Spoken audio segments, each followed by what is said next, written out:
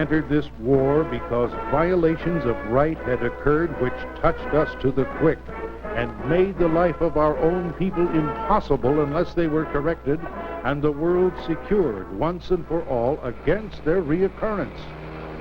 What we demand in this war, therefore, is nothing peculiar to ourselves. It is that the world be made fit and safe to live in, and particularly that it be made safe for every peace-loving nation which, like our own, wishes to live its own life, determine its own institutions, be assured of justice and fair dealing by the other peoples of the world as against force and selfish aggression.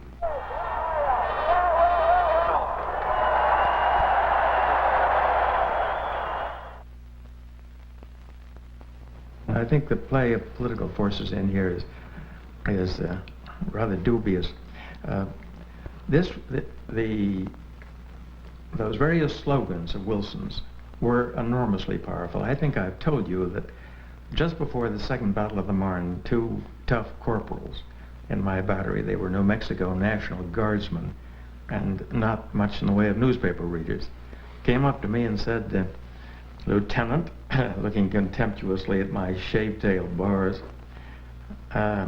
singular, Lieutenant, what are we here for? I thought they were talking about the location I picked out for the guns, these 155 millimeter GPS. What they meant was, why are we on the Marne? Why are we in France? And as soon as I realized that, I felt that awful emptiness when you know that you don't know. So I quoted Mr. Wilson, exactly the phrase that you've used, to make the world a war, to make the world safe for democracy. And believe it or not, they were satisfied. My young brother, who was shot down a few weeks before the armistice, believed through the long period, he was 2 years on the front. Throughout that entire period, he believed in Mr. Wilson's war. The change came, Sam, the change came not with the election of Harding. It came when the Wilsonian rhetoric began to wear thin at the time of the Versailles Conference. And it was at that time that we suddenly realized that to justify that war, which lay in our past, sort of like justifying the Vietnam War now, yes, that to justify that huge slaughter, one had to return to it and explain it. One had to go back and make one's peace with one's own dead, my brother. I know of a number of your poems, particularly 3, where you do that poignantly and in a way that I think emphasizes a tragic sense of loss, something that people try to put behind them after a war is over. They want to get on to new things, and they don't want to make their peace with the dead. But would you mind if I ask you to read 1 or 2 of those poems, Mr. McLeish?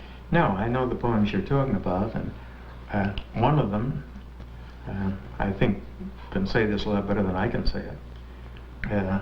It was written just about the time of the realization that the war hadn't been what we thought it was, or what Mr. Wilson thought it was. That it had been one of the bloodiest, most awful, most mistaken wars that ever happened. And so this poem is a poem which goes back to Roncesvalles and to Charlemagne and his great battle against the Moors, the retreat up through the Pyrenees. And it goes this way. It's called The Silent Slain, and it's dedicated to my younger brother, Kenneth McLeish. We two, descending once again the hills of our own land, we too have heard far off, Akasakora long Alain, the horn of Roland in the passages of Spain, the first, the second blast, the failing third, and with the third turned backward and climbed once more the steep road southward, and heard faint the sound of swords, of horses, the disastrous war, and crossed the dark defile at last, and found at Roncesvalles upon the darkening plain the dead against the dead, and on the silent ground the silent slain. And there are some others. There's one called Memorial Rain. I went up to Belgium. My brother was found after 3 months after the armistice in the farmyard of a Belgian farm, and he was buried there with a wooden cross, and then his body was brought to one of the big American graveyards in Belgium. And I went up to the ceremony of reburial of these boys, reburied indeed. This poem isn't particularly kind to the American ambassador who presided. I had no reason to be angry at him, and I would like to apologize to his ghost if it's around. But you can see why one would be. Memorial Rain. Ambassador Puiser, the ambassador, reminds himself in French felicitous tongue what these young men no longer lie here for in rows that once and somewhere else were young. All night in Brussels the wind had tugged at my door. I had heard the wind at my door and the trees strung taut. And to me, who had never been before in that country, it was a strange wind blowing steadily, stiffening the walls, the floor, the roof of my room.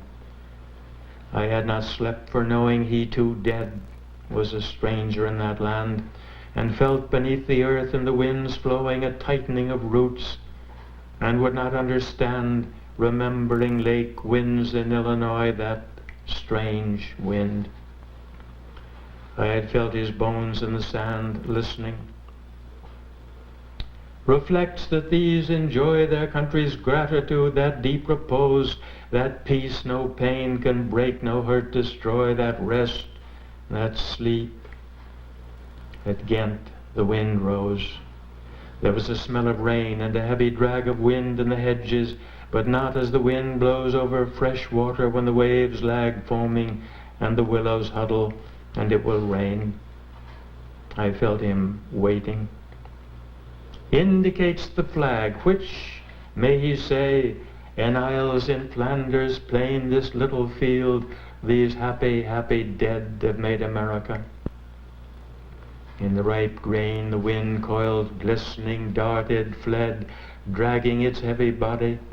At Verregem the wind coiled in the grass above his head, waiting, listening. Dedicates to them this earth their bones have hallowed, this last gift a grateful country. Under the dry grass stem the words are blurred, or thickened the words sift, confused by the rasp of the wind, by the thin grating of ants under the grass, the minute shift and tumble of dusty sand separating from dusty sand. The roots of the grass strain, tighten, the earth is rigid, waits, he is waiting, and suddenly, and all at once, the rain. Mr. McLeish, I think the third poem in this brief trilogy is the one that perhaps captures the very thing that you were talking about earlier, that notion of commemoration, that whatever these men have done should not be just forgotten, that they have to be given not only an actual burial, but an imaginative burial, a burial that goes beyond ritual. And in The Young Dead Soldiers, I think the tone is beautifully captured. Would you mind reading that one? No, I will read it. It isn't so much a question of being remembered. In other words, it isn't, to my mind, the old classic notion that the dead, when they were remembered, were happier. This is something for the rememberers. Right. The essential thing after the collapse of the concept of the First World War, and that was a collapse, the tragedy of which I I can't exaggerate, for the whole generation who were involved, we had bought, as the vulgar phrase goes, we'd bought that war. We'd bought Wilson's view of it. And it collapsed into what it so visibly became at Versailles. Well, the same thing is true to one extent or another after all wars. And it's the rememberers I'm thinking about. Because in this poem, it's the young dead soldiers who speak. The young dead who don't speak. The young dead soldiers do not speak. Nevertheless, they are heard in the still houses. Who has not heard them? They have a silence that speaks for them at night, and when the clock counts, they say, "We were young, we have died, remember us." They say, "We have done what we could, but until it is finished, it is not done." They say, "We have given our lives, but until it is finished, no one can know what our lives gave." They say, "Our deaths are not ours, they are yours. They will mean what you make them." They say, "Whether our lives and our deaths were for peace and a new hope or for nothing, we cannot say. It is you who must say this." They say, "We leave you our deaths, give them their meaning.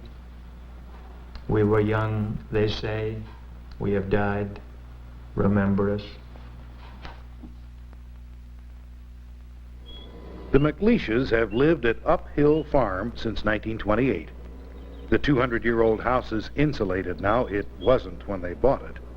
But the insulation a poet needs has always been here, in the quiet rocks and windy trees of Conway, Massachusetts. And here's a separate place for the delights and agonies of being a poet. Professionally, Samuel Hazo's International Poetry Forum in Pittsburgh has been a platform for Archibald MacLeish and his poetry. But Archie and Sam are also friends, and you walk with friends. You find out things about each other's lives. And on this day, how history should be rewritten. For Mr. MacLeish remembers correctly. He was there. You know, here we are in Conway, Massachusetts, and this is the home you bought when you came back from Paris. Did it ever cross your mind, as it does with some people who made the decision, what your life would have been had you not gone? Oh, sure. It Crosses my mind many, many times. Well, there wouldn't have been any... I knew this much before I went. I was very clear about this. If I hadn't gone when I did, that was about the last possible moment. I was 31 years old in 1923. If I hadn't gone when I went, I would have continued to be a lawyer. I would have had to be. I like the law. You know, the law is a marvelous activity. It's the greatest indoor game on earth, and it has serious connections. And look what that does. You know, you turn your back on a life for the sake of a craft, for the sake of an art, and it has a compulsion about it that is irreversible. Now, in this generation, in fact, in every generation since then, can you think of any other writers who ever did that? I mean, who literally bet their lives on what they were doing. oh yes, I'm sure there are an awful lot if we could only think of them. But this is a sort of flagrant case because we had the visible proofs of our vulnerability with us in the person of our son Ken and our daughter Mimi, who was a year old. And we also had every month as we paid the bills the visible proof. And it was just fairly obvious. But as I said in that Cosmo speech, we would go off after we'd been there a year. We began going off and we'd make engagements for 4 o'clock in the afternoon at some bistro very far away, which we'd never been to before. And we would talk about the future of A and A MacLeish. And they got to be funny after a while. It wasn't funny a bit. but it got to be funny. We got to laughing because that was the only thing we could do. Mm-hmm. And Ada, of course, was going great gun. She was she was enormously successful and very much admired, and her singing was the object of constant discussion by lots of people. So that she was in one sort of situation, and I was very much in another. Nothing was happening for me. You say that writers, artists, composers from all over the world came to Paris to work. Why Paris? Why not London or Berlin? Why did they go to or Paris? Well, the official explanation of that, the explanation of the textbooks, the official academic view seems to be that they went to Paris to get out of the United States. They were expatriates. Did you feel expatriated? Were you expatriates? Well, we knew most of the people to whom that phrase is now applied. One of those who has been called an expatriate, of course, is Hemingway. We knew Hemingway very well at that time. He was then engaged in writing. When we met him, he just finished writing In Our Time, which, as you know, is not only a superb book, but is as American in its tone, in its tongue, in its scene as Mark Twain.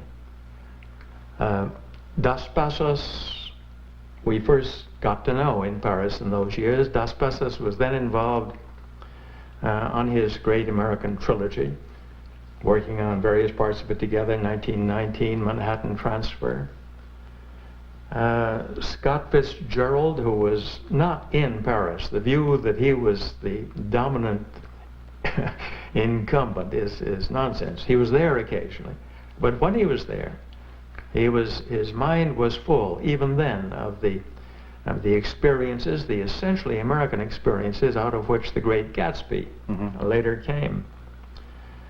And another fact that has a bearing on this, which the users of this phrase seem to have ignored, is that almost all the American writers, painters, composers in Paris at that time left Paris, returned to the United States, made their lives there. Aaron Copland was in Paris at that time. Well, Aaron Copland has made a very distinguished career in music in this country. It's true of all of them. It was true of Cummings, certainly true of Hemingway, who shifted his foreign allegiance perhaps to Spain, but whose real base was always here, Idaho, Key West.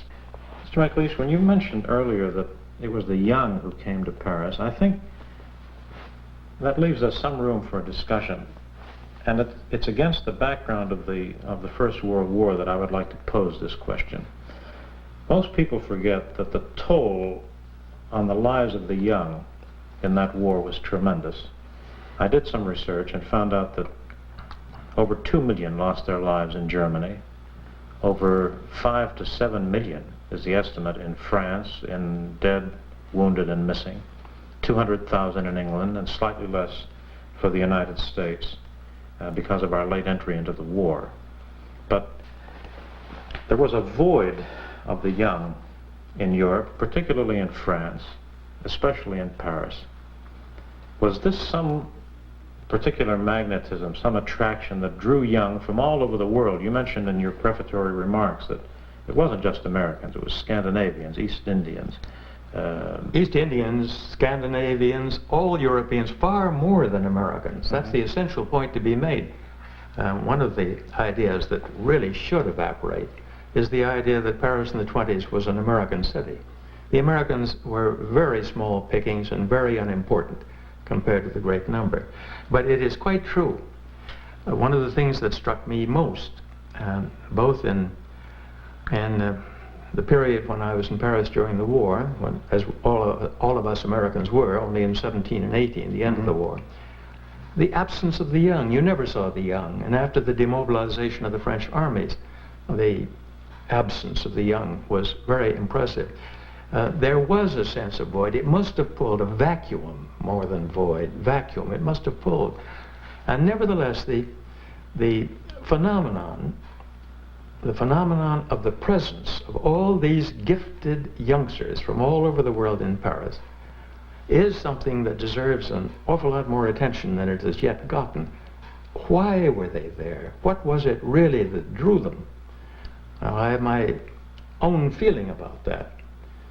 And if you want me to, I'll expatiate on it. Well, I would, because I think that the usual cliched phrase, you mentioned one of them, expatriation, and you don't hold with that, and I tend to agree with you. But there's another phrase that has become a catchphrase, and it's been attributed to Gertrude Stein, but I gather she got it from somebody else, that these people constituted a lost generation. Well, They were her actual words were, as emphatically quoted, "You are all a lost generation." And that, with all respect to the spirit of the dear departed, is just nonsense. Looking back from now at Cummings, do you think of him as lost? Looking back at Faulkner, was Faulkner lost? We weren't lost. We were a battered generation. We were a decimated generation. As you've said, millions of our generation were slaughtered, butchered in the mud holes of that terrible war. But we weren't lost. More of us are definitely not lost than of most generations, although there's a small remnant. Now, what was it then that something was lost, but what? It seems to me, and this would be my theory of it, with which you may not agree at all. My theory of it is that what was lost was the world out of which we went to that war and to which we had expected to return. When you go off to war, you expect to come home, and you expect to find home there when you do come. Well, Ulysses, who left the Trojan Wars after the fall of Troy to return to Ithaca, took 20 years to get there. And the more he searched for Ithaca, the farther and farther it drifted away. And it was true with us. A great many of us, maybe most of us, that when we returned, when we tried to get back, in just ordinary course, on transports across the sea, the world we'd left wasn't there. It was that world that was lost. Now, Paris, you said earlier, suffered from the void of all their losses in the war. And you said in another essay of yours that I know, we went back to Paris to make things new, to make a beginning, but above all, we went there just because it was Paris. What lies behind that statement? Well, what lies behind all of them is a series of perfectly simple facts. Why go to Paris to begin again? Obviously, ours was a generation that had to begin again. We couldn't go back to the leeks and the lettuces of the old garden. They weren't there. Well, the place where everything was beginning was miraculously, for that 10, 12, 15 years, Paris. What was the attitude of the French writers towards you? I mean, there were writers in France at that time. Yes, there were. Well, I'll tell you one, Adrien Monnier, who had a marvelous bookshop across the Rue de l'Odéon from Sylvia Beach's Shakespeare Company. Hers was called Ami des Livres. Used to have Thursday afternoons, straight chairs all around a room lined with books. And in those chairs, André Gide, Romain Rolland, all the people you could mention, both writers, critics. A lot of critics I'd never heard of and had no interest in hearing from. And one would go and there would be conversation. It was very interesting, very pleasant. They were all perfectly agreeable, but it was so nice of Adrien to have the little American, you know, that sort of attitude. One day I brought Hemingway with me, and Gide was there. And Hemingway and Gide, for reasons which had to do with a very fundamental difference between them, got their hair up at each other. And as we broke up to go, no word was said. You just feel the animosity. As we got up to go, Gide came daintily up to Hemingway and shook his hand and looked at him and said, "I would like to tell you how I chastise my cat. I chastise my cat by picking him up by the skin on the back of his neck and turning his face to mine and saying," and Ernest said, "For Christ's sake," and walked out.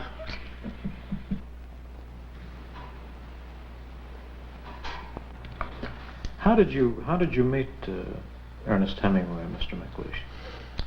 By going and looking for him.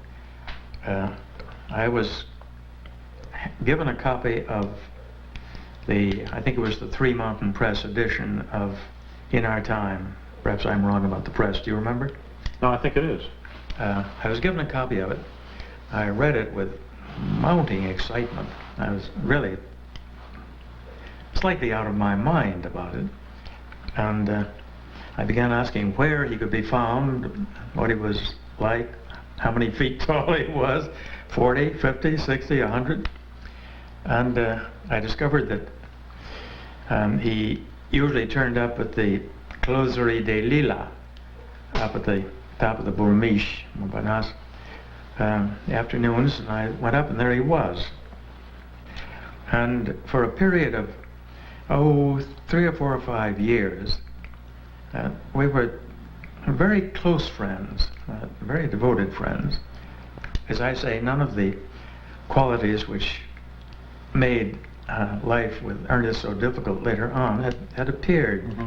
He was an uncommonly nice, lovable, my wife would say if she were here, young man, a very good looking one, none of the innumerable scars that collected on his forehead when the skylight dropped on him, and on his chin when the bear clawed him, and so forth and so on.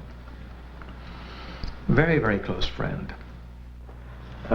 You've written several poems about Ernest Hemingway. One that I think is not as well known as it ought to be, about his style as a writer, and one yes, I know that was written after he took his life. And yet, even though those poems are far apart in time, the elegy, the last poem you wrote about him after he died, in a sense, goes all the way back to the beginning of those years on the Notre Dame du Champ. It does. It goes back to the Closerie des Lilas. Well, the first poem you were speaking about is called Poet and is dedicated to Ernest. And the other one, which is just called Hemingway, and as you say, put beginnings and ends together for me. It's a powerful and it's also a deeply moving poem because it does not sentimentalize or make a cult out of his death. It begins with there's a subtitle, a quotation of Mary Hemingway's, something that she apparently said to all the newspaper men who turned up that morning. It happened about 7 o'clock or a little bit before, and Ketchum, Idaho is far away from everywhere, but somehow or other a great many newspaper men got there very fast. Ernest had been very much not only in the public eye, but in their eyes as pressmen. They were very much concerned with him and about him, and I think this event had been somewhat expected. And Mary said to them, and said it apparently not only once but several times, in some inexplicable way, an accident, which, of course, as one realizes, was completely true, in spite of the fact that Miss Mary had been expecting this and dreading it for a long time. Mm-hmm. So the poem is about that remark of hers, in some inexplicable way, an accident. Oh, not inexplicable. Death explains that kind of death, rewinds remembrance backward like a film track, till the laughing man among the lilacs peeling the green stem waits for the gunshot where the play began, rewinds those Africas and Idahos and Spains to find the table at the Closerie des Lilas sticky with syrup, where the flash of joy flamed into blackness like that flash of steel. The gun between the teeth explains, the shattered mouth foretells the singing boy.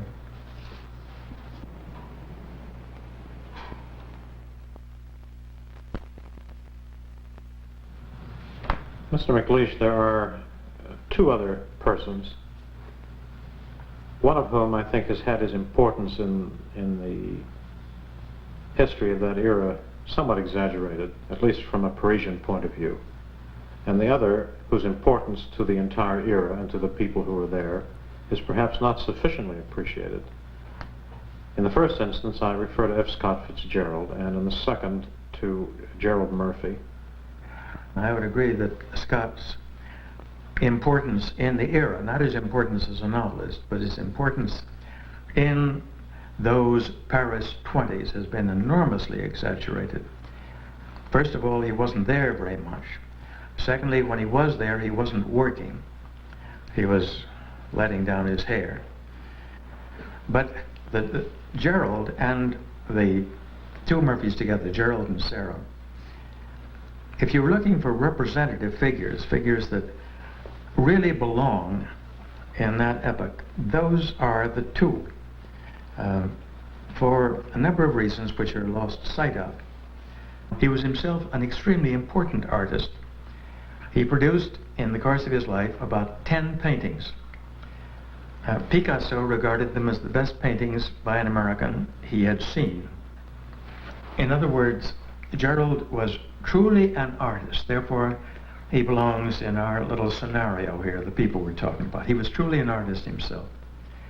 Secondly, he was very much interested in living well, in living the way living should be done. And Sarah with him. They had a lovely place down on Thebes, sort of a garden with a little farmhouse in it, which was perfectly enchanting. I wanted to go back to his painting for a minute. Sure. Right back of you, where you're sitting now, there was, for a great many years, a painting of Gerald's called The Wasp and the Pear. It's one of his best paintings. In fact, I think probably the best. I'd bought it from him, if you can use the word bought. I was given it for a very small sum of francs. And we kept it. And when Gerald was dying of cancer, I want to tell you this because it's a beautiful story about people. Mm-hmm. When Gerald was dying of cancer, at that point having had no recognition whatever as a painter, I called up René Denoncourt, who was the director of the Museum of Modern Art, and asked him if he would accept this painting of Gerald's at once, without going through all the committee operations, if he would accept it as a gift. From you? Well, just, it was your painting? Not from me. Well, Gerald knew that I had it. I see. But if he would accept it as a gift for the museum, and if the museum would notify Gerald, if possible, within the next few days. Now, this is impossible in a museum. You know, there had to be committees and so forth. Absolutely. The museum did exactly that. They accepted it. They sent up for it. They notified Gerald, and Gerald heard about it while he could still understand what was being said to him. And that painting is practically never in the Museum of Modern Art. It's always on loan. It's around the world. I think it's a story that Gerald, in other words, at the very end of his life, became what he always had been. And it was finally recognized. And well, he became it in the minds of other people as well as of himself. Those two I think of as being, if you take Gerald's and Sarah's lives in their perspective, the tragedy of it and the achievement, it really does bear on the question that you and I are talking about. Yes. Why did the gifted young go to Paris? Because it enabled them to achieve exactly what Gerald achieved for himself there and never would have here at home. There are two other men whose names I'd like to mention, both of whom had something in common. They both came from Harvard. They both perfected their crafts in Paris. Cummings, who admittedly learned a great deal from Apollinaire, and John Dos Passos, who learned the technique that he used in the USA trilogy while he was in Paris. Is what I'm saying, in a sense, on the right track about them? Mm-hmm. Yes and no. It's a very curious thing. They do very much belong together. They were very good friends. Estlin had gone to France in the ambulance service, and so had Das, before we got into the war. And as you know from reading the Cummings' enormous room and Das's two soldiers, it was some of the things that happened to them Yes. were pretty fascinating. They both came back, but in the same way. Cummings was never in Paris very long. We would see him occasionally. He was the most engaging conversationalist in the world. His ordinary conversational style had a lovely line almost of a song, but a slight hysteria in the song. So the great excitement was always playing through it. And he was marvelous to have around, marvelous to listen to. He never stayed very long. I got to know him much better years later on. He really was a wonderful man, a man you could love, you had to love. Das was a better friend of ours, Das and Katie. And they used to appear sort of like migratory birds. You never had any warning, but you could tell from the season that they'd probably be along. They were never in Paris in the winter, but they'd turn up sort of in the spring, and they'd always turn up with some kind of spring flowers in their hands, and always just in time for breakfast. That seemed to be a recurrent pattern. You've written elegies to many of your friends, but I think the affection is returned in full measure in your beautiful elegy to Cummings. Would you mind reading that for us, Mr. I'd be very glad to. I want to tell you a word about it. Here we are in western Massachusetts, northwestern Massachusetts. Cummings used to go to the neighborhood of North Conway in New Hampshire, which is way over there, the other side of New Hampshire and farther north. Mm-hmm. The weather pattern, particularly in the fall of the year, late summer and fall, passes through here and then arrives in New Hampshire. And Cummings and I used frequently to talk about it, the way in which we would get the same kind of sky that they got a couple of hours later. When Cummings died, and I heard from his wife, she said he was just sitting there looking at the sunset. And immediately I remembered that on that day we had had one of those overcast days, sort of like a dish laid over the sky. Mm-hmm. The dish had tipped up just towards sunset, giving the sun a chance to come through. Mm-hmm. And it was at that minute That he that died. Estlin died. And that's what this is based on. The quotation at the beginning is Marion's remark. He was sitting watching the sunset. True poet who could live and die, eye to eye. The rain ends, the sky slides east a little as our skies here do this time of year, and lets the sunset through. Or not the sunset either, but a blue between the hills and what the cloud still hides that promises a poet's blue. I should have known, my friend, you'd watch it too, eastward across New Hampshire, where the night found you in the glimpse of light. The cloud lifts and the rift of blue blazes and the sun comes through.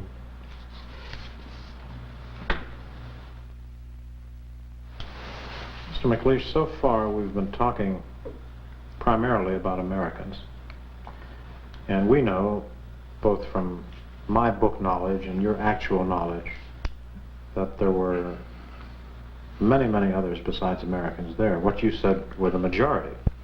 And I think it's been estimated that by between 1920 and 1927, as far as Americans were concerned, there were between about 15 and 25 or 30,000, off and on. But there were others. I guess if you would say that if there were pivotal figures in Paris at that time in literature, be Joyce, in music, Stravinsky, in art, Picasso. So Joyce is an unignorable figure. But all of us know him through his work, which is perhaps the best way to know a man. But you know him differently. You know the man behind the work. Well, yes and no, Sam. It's awfully hard to say whether anybody knew Joyce. I knew him in several ways, and perhaps that's the best way to talk about him. For one thing, after we met, he found that he had common ground with my wife, Ada, in the fact that she was a singer, and at that time working with Nadia Boulanger, and principally working with Nadia to provide Nadia's composers, who were among the most distinguished group of people in Paris, provide them with a singer who was capable of the extreme precision and drastic demands of the music that was being composed at that time. Mm-hmm. Joyce had been a singer. His wife, who was very annoyed with him in the period before Ulysses was attacked as obscene and therefore became a bestseller, very annoyed with him indeed, she would say down the table to him, "James Joyce, the writer." And then she'd let a little moment of time pass and say, as though to the world at large, "He could have sung on the platform with McCormick." We had, of course, another and more obvious relationship with Joyce in terms of his writing. I got myself, I gather from rereading Dick Ellman's magnificent biography, that I was somehow, or rather, usefully engaged, I hope usefully, in doing something about the American publisher who was pirating Ulysses. The thing about Joyce is that he demonstrates the theme, he proves it. He came up to Trieste, and his life as a school teacher in Trieste, to Paris, with the manuscript of Ulysses, which I think was still in process for him. I'm not sure of that, but I'm almost sure Mm-hmm. it was. And Ulysses was published, and suddenly there was a work to demonstrate what happened when a man of his enormous talent found himself in the Paris of that epoch, that marvelous Paris. There was a conflagration, and a great work of world letters appeared. But you see, even with that book, we were talking earlier about Americans who discovered America while they were in Paris. Now here was James Joyce, an Irishman, Irish educated, who left Dublin for reasons that are apparent to anyone who reads a portrait of the artist as a young man, and yet in Paris writes about Ireland. Yes, of course. It demonstrates the whole The thing. whole thesis, yes. What was a typical week of your activity when you were in Paris? What did you do? There's not an awful lot of difference between a writer's life in one city and a writer's life in another. You know all about that. Writing is not a full-time occupation and can't be, because there are only a certain number of hours that you're any good. If you're working at the intensity you have to be working at, to be any good at all as a writer. Mhm. The result is there's an awful lot of time which is not occupied by driving a pencil across a pad of paper. And the question is what you do about it. One reason for living in the country, as I do here, is that there's always something to do outdoors, and you pick it up and it's good for you, and your mind goes freewheeling. You're doing more work than you know you're doing. Same thing was true of Ernest. He started working at 7 o'clock in the morning, finished around 9:30. The 2.5 to 3 hours was all he could put in, which seems to me to be, that's about the average, I think. And he'd then go fishing. Well, since he always stopped writing when he knew what was going to happen next. So while he was fishing, what was going to happen next sort of began spinning out with the bait. You did a great deal of walking, but Paris is a city in which walking is fascinating, or was until the traffic became what it is now, which is an obscenity. You could always walk, and the places you walked to were almost always beautiful. There were a great many things to see. The Seine is marvelous to go up and down. Secondly, the Parisian bistro, the place where you would drop in for a beer or for a drink, is very different from its American counterpart. It's an agreeable place to be. You aren't treated as though you were taking up space, which you ought to stop doing. You're made welcome. If you know the place well enough, you'll begin to get to know people. They may not be, they may be taxi drivers, they can be anything, but you get to know them and move around with them.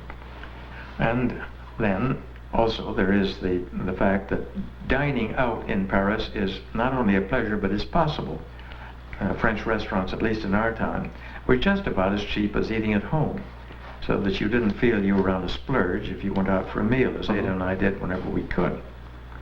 So our week, the reason I suggested a week instead of a day is that the high point of our week was the day of the week, usually Thursday, when we met, she coming over from Nadia Boulanger's and I from my attic. We met at a bourgeois restaurant called the Petit Riche, where the food was very, very good, and the wine was wine from the middle Loire Valley, Saumur and thereabouts. And you could spend a long time either talking or not talking, eating or not eating, and go away feeling sort of blessed and cheerful. That was the high point. The rest of the time you were complaining about the fact that you hadn't gotten anything done that morning. When it came time to leave Paris, what was it like to leave? It was a very difficult decision to make. But also, we both felt that we'd come to the time to go. That was not based on reasoning of any kind. But we regretted it, we were sad about it, we wanted to change our minds, but we knew we'd done the right thing. And so we came. But and perhaps this is what you are waiting for me to say, for at least a year after we left, we were still living in our minds in that city. L'an 30e de mon âge.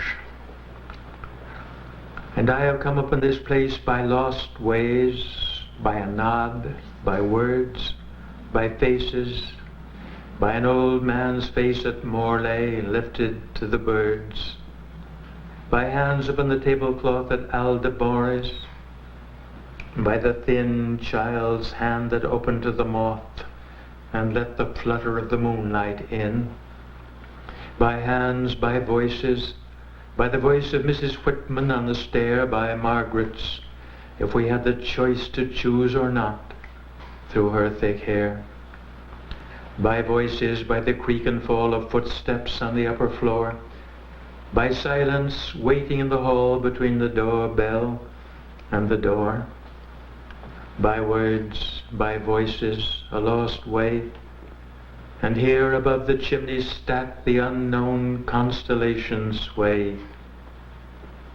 And by what way shall I go back?